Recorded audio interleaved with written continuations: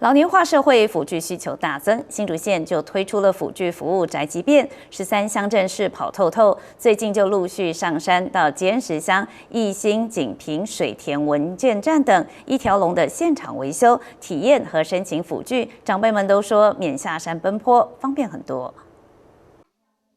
长者拄着拐杖缓慢前进，新竹县身心障碍者超过2万人，辅具需求增多，县府推出辅具服务宅急便，13乡镇市跑透透。目前为止，我们的服务的部分已经达到了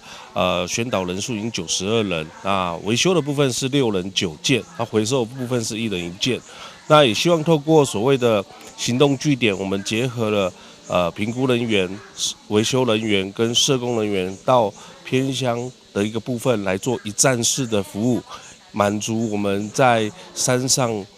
有辅具需求的民众及长辈。2月在竹东成立南区辅具资源中心，偏乡辅具行动据点，最近深入交通不便的尖石、义兴、锦屏和水田文件站，集结维修师、评估人员和社工，现场维修、检测、保养及体验和申请辅具一条龙协助。来了20位长者，都说原乡交通不便，有了行动据点，方便多了。我用了差不多1年，然后呢，比较矮，不适应，